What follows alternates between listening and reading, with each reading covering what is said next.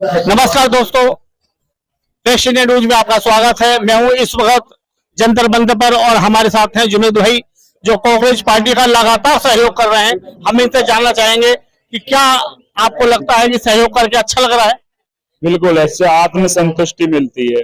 मतलब देश के हित के लिए लोग जमा हो रहे हैं यहाँ पर, और देश का हित छात्रों के भविष्य के साथ जुड़ा हुआ है। और कहीं ना कहीं छात्रों के भविष्य को जो बर्बाद करने का प्रयास किया जा रहा है इस तानाशाही सरकार के द्वारा, हम उसके विरुद्ध लड़ाई लड़ रहे हैं। मतलब इतने ढीठ ये लोग हैं, बेशरम निर्लज लोग हैं। मतलब 20 से 22 लगभग नीट के अभ्यर्थी अपनी जान दे चुके हैं। अभी 2-3 दिन पहले मैं खबर पढ़ रहा था, महाराष्ट्र से एक सूचना आई कि एक बच्चे ने 2-3 मिनट का वीडियो शूट किया। उसने अपनी मम्मा को सॉरी बोला, उसके पश्चात वो जाकर कुएं में कूद गया और आत्महत्या कर। मतलब कहां पर जा रहा है देश का जो प्रतिभा है वो विलुप्त हो जाएगी इस तरीके से। मतलब ये क्यों हो पा रहा है? क्योंकि वो ये समझ चुके थे कि ये इतना भ्रष्ट तंत्र है कि वो उसको न्याय नहीं दिला पाएगा। मतलब अभी जयपुर के अंदर अभी मैं कल की शायद खबर है पढ़ रहा था कि पैरामेडिकल का पेपर था, तो 5.5 लाख रुपए में पेपर बेचा गया। नीट का पेपर भी बेचा गया। जो अन्याय हुआ है लाखों लाख नीट के अभ्यर्थियों के साथ, और जो अन्याय हो रहा है और हुआ है लाखों लाख प्रतियोगी छात्र एवं छात्राओं के साथ, और जो अन्याय आपने देखा सीबीएसई के छात्र छात्राओं के साथ, हम उस अन्याय के विरुद्ध खड़े हैं।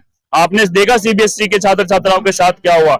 मतलब बच्चा 10-10, 12-12 घंटे पढ़ता है और पढ़कर जो कॉपी लिख कर आता है, जब उसने देखा कि मेरी मेहनत के अनुरूप अंक नहीं, चलो 2, 4, 5, 10 नंबर का फर्क लगता है, ऊपर नीचे होता है, तो बच्चा एक बार को सोचता है। लेकिन जो बच्चा फिर रीचेकिंग के लिए कॉपी को अप्लाई करता है, और कॉपी अप्लाई करने के पश्चात एक बहुत ही विचित्र स्थिति हमारे सामने आती है कि वो कॉपी ही किसी अन्य छात्र की होती है। मतलब उसने अपनी कॉपी को जांचने के लिए देखा तो उसकी कॉपी किसी और की थी। मतलब चल क्या रहा है? बच्चे ने मेहनत किया, इतनी अच्छे से पढ़ाई की, जब उसको कंपनी को ठेका दिया गया, उसमें साफ लिखा था कॉपी उसके जरिए से स्कैन होगी, तो फिर मोबाइल से फोटो खींचकर कॉपी को स्कैन हुई। ये क्या है कि हम चाहते हैं एनटीए को रद्द करो, एनईपी में जो धांधलेबाजी हो रही है उसको दूर करो। आप हजारों की संख्या में स्कूल्स को बंद कर रहे हैं, स्कूल्स को बंद मत करो और ज्यादा स्कूल बनाओ। हम तो चाहते हैं कि भारत के विश्वविद्यालय टॉप के विश्वविद्यालय माने चाहिए विश्व के। क्यों नहीं रहे? क्यों रैंक नहीं आ पा रही है? आप लगातार शिक्षा का बजट क्यों घटा रहे हैं? हम चाहते हैं कि शिक्षा का बजट पूरे बजट का 10% होना चाहिए। हम चाहते हैं कि चिकित्सा का बजट पूरे बजट का 10% होना चाहिए। आप क्यों लगातार कैंपस का फंड कट कर रहे हैं? क्यों लगातार छात्रवृत्ति का फंड कट कर रहे हैं? इस प्रकार से देश कैसे आगे बढ़ पाएगा? 20 से 22 नीट के अभ्यर्थी सुसाइड कर चुके हैं। आप इतने निर्लज और बेशरम हो चुके हैं, अभी भी कुर्सी से चिपक कर बैठे हैं। आप में थोड़ी भी मानवता नहीं है, थोड़ी भी इंसानियत नहीं है। अरे उनके माँ बाप से जाकर पूछे जिनके घरों के दिए बुझ गए। आपने जीते जी उनके माँ बाप को मरणासन स्थिति में पहुंचा दिया। आप जानते हैं कि एक बच्चा कितनी मेहनत से पढ़ता है। एक बच्चे के पीछे पूरे परिवार की मेहनत होती है। उसकी मम्मा को बुखार होता है, वो दर्द से करा रही होती है, लेकिन उसकी मम्मा के पास अगर विकल्प होता है, उसे सिर्फ अपने लिए उठना है तो वो उठती नहीं, लेकिन अपने बच्चे के भविष्य में अपने भविष्य को देखती है। वो मम्मा दर्द के बावजूद, पीठ में करहाने के बावजूद अपने बच्चे के लिए ब्रेकफास्ट तैयार करती है, उसके लिए लंच तैयार करती है। उसके पश्चात जब ब्रेकफास्ट तैयार हो जाता है, उसको भूख लगी होती है, वो खुद से नहीं खाती, पहले अपने बच्चे को खाते हुए देखना चाहती है। वो माँ बाप अपने बच्चे को 1 घंटे दूर नहीं रख सकते। छोटे छोटे गांवों और शहरों से निकलकर अपने बच्चे को दूर दिल्ली और कोटा जैसी जगहों पर भेज रहे हैं, ताकि उनको अच्छी शिक्षा मिल सके, अच्छी सुविधा मिल सके, ताकि मेरे बच्चे का भविष्य सुधर सके, और बच्चे का भविष्य सुधरेगा तो देश का भविष्य सुधर सके। आप पेपर लीक के जरिए से उन बच्चों के भविष्य को बर्बाद कर देना चाहते हैं। ये सब चल क्या रहा है? देश की वर्तमान सरकार को आप किस तरह से देखते हैं? हमारा सवाल शिक्षा के ऊपर है। हम शिक्षा में परिवर्तन चाहते हैं। अगर शिक्षा व्यवस्था सुदृढ़ हो जाएगी तो देश स्वयं ही सुदृढ़ हो जाएगा। लोग शिक्षित होंगे, अपने हकों के लिए आवाज खुद लगाएंगे, कुछ कहने की जरूरत नहीं है। हम चाहते हैं कि शिक्षा व्यवस्था में परिवर्तन होना चाहिए। एनटीए को रद्द करो। आपने प्राइवेट संस्था क्यों बनाई? आप एनईपी को लेकर आए, पूरी शिक्षा व्यवस्था का आपने सर्वनाश कर दिया। एनईपी के अंदर जो खामियां हैं उसको दूर कीजिए। लगातार आप सरकारी स्कूल्स को बंद कर रहे हैं। आप कैसे होगा? देखिए, बोर्ड के एग्जाम होते हैं, कभी सेमेस्टर वाइज हो रहा है। बोर्ड के एग्जाम्स में इस बार 10th के 2 बार एग्जाम्स हुए हैं। पता नहीं क्या चल रहा है बोर्ड के एग्जाम में, कभी ग्रेडिंग सिस्टम कर देते हैं। मतलब जब से आए हैं इन्हें यही नहीं पता चल रही कि हमें एक्चुअली में करना क्या है, एक्चुअली में बच्चों के साथ क्या करना है।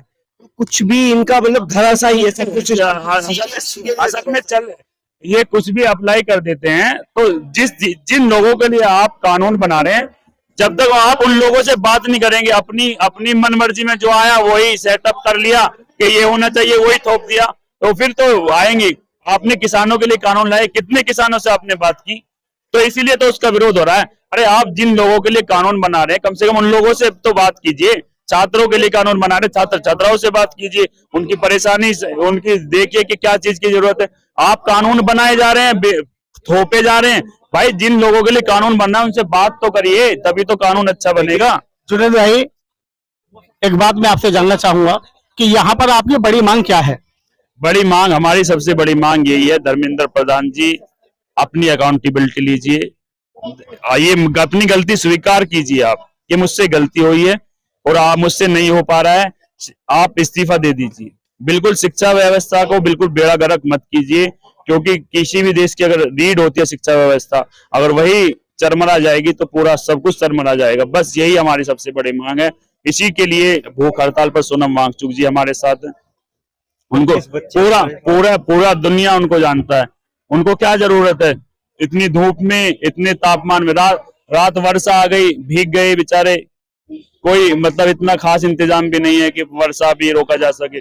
हमारे इधर आयशा के छात्र छात्रा बैठे थे, वो भी भीग गए पानी में। मतलब इतना संघर्ष कर रहे हैं, मतलब पानी के सहारे जी रहे हैं। कितना पानी पियेंगे आप? पेट दर्द करने लगता है। मतलब किसी भी आंदोलन का आखिरी पड़ाव होता है अनशन करना।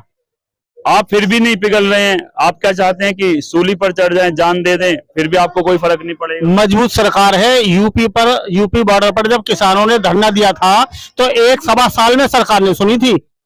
बिल्कुल, मैं स्वयं वहां पर रहा था, मैं गाजीपुर साइड पर रहता था।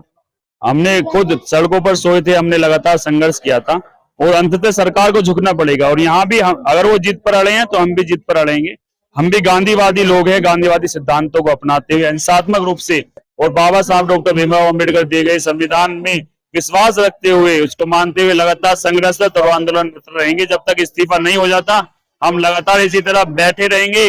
और अभी तो हम धर्मेंद्र प्रधान जी को ये बताना चाहते हैं कि अभी तो ये संख्या हजारों की है। अगर आपने मांगी नहीं मांगी, पूरे देश में बहुत बड़ा आंदोलन खड़ा होगा और ये संख्या हजारों नहीं लाखों की संख्या में पहुंचेगी। एक सवाल और आपसे लास्ट, यहाँ पर जो अनशन पर कितने बच्चे हैं जो भूख हड़ताल पर बैठे हैं? पर लगभग 20 से 25 के 20 बच्चे बैठे हैं जो भूख हड़ताल पर हैं।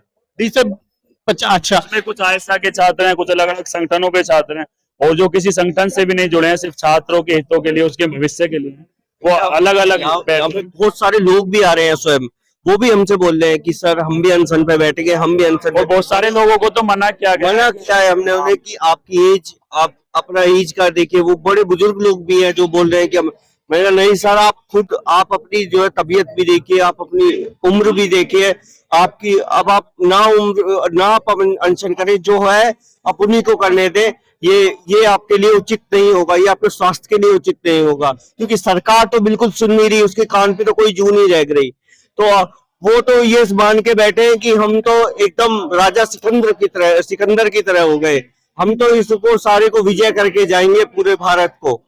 वो तो दिन ब दिन तोड़ मरोड़ करना, ये बस इनको तो ये लगा हुआ है। उन्होंने कुछ नहीं मालूम कि क्या आंदोलन, क्या धरना प्रदर्शन। उल्टा उनको तो ये रहता है कि कब इसको बखेर दे, कब इसको तोड़े। मेरे एक मित्र पहाड़गंज से आए थे, पहाड़गंज से यहाँ आ रहे थे, उनके रास्ते में उनकी बाइक को रोका गया तो उनसे पूछा गया कि आप लोग कहाँ जा रहे हो? तो उन्होंने बोला हम सीजीपी प्रोटेस्ट पे जा रहे हैं। बोले आपके पास आधार कार्ड है? उन्होंने कहा नहीं सर हमारे पास आधार। तो उन्हें वहां से वापस लौटा दिया कि आपके पास आधार कार्ड नहीं है, आप अनशन में नहीं जा सकते। तो इस प्रकार की ये कार्रवाई कर रहे हैं। मतलब एकदम बेकार व्यवस्था है एकदम। वो चाहते ही नहीं, वो लोग चाहते ही नहीं कि यहाँ पे अनशन हो। एक लास्ट सवाल है, जिस तरह से आपकी यूनिटी यहाँ पर कार्य कर रही है, क्या कहेंगे उसके बारे में? मैं सुबह से आकर देखा हूँ, मैं सुबह आया हूँ 11:30 बजे, चाय बिस्किट नमकीन और ये खाने की जो व्यवस्था है। देखिए सर, ये जो यूनिटी आप बात कर रहे हैं ना, ये निस्वार्थ भाव की सेवा है। और निस्वार्थ भाव की जो सेवा है ना, वो अनलिमिटेड ही चलती है। ये ध्यान रखना, जो 500 रुपए के भीड़ इकट्ठा होती है ना सभाओं के लिए, वो कुछ पलों के लिए और कुछ घंटों के लिए और पैसों के लिए इकट्ठा होती है। ये बिना पैसे वाली निस्वार्थ भाव की सेवा है। तो जिद पे वो अड़े हैं तो जिद पे हम अड़े हैं। या हम निस्वार्थ भाव से सेवा करते रहेंगे, लगातार यहीं बैठे रहेंगे जब तक वो हमारी मांगे नहीं मानेंगे, हम हिलेंगे नहीं। ये सेवा चलती रहेगी लगातार। एक बच्ची का मैंने बयान लिया था, तो वो मुझसे कह रही थी कि जब मैं कैमरे पे बोलती हूँ तो मुझे धमकियां मिलती हैं। सत्य है? बिल्कुल। एक लड़की आई थी यहाँ पर, मैं खाना बांट रहा था लोगों को, प्राइवेट कंपनी में जॉब करती थी, मैं उसका नाम नहीं खोलना चाहता, लेकिन बहुत अन्याय हुआ। वो कहने लगी कि मैं भी आपके साथ खाना बांटना चाहती हूँ, मुझे अच्छा लगेगा। उसने खाना बांटा, कुछ तस्वीरें या वीडियो उसने सोशल मीडिया पर डाल दी अपनी, तो उसकी कंपनी ने उसको जॉब से ही निकाल दिया।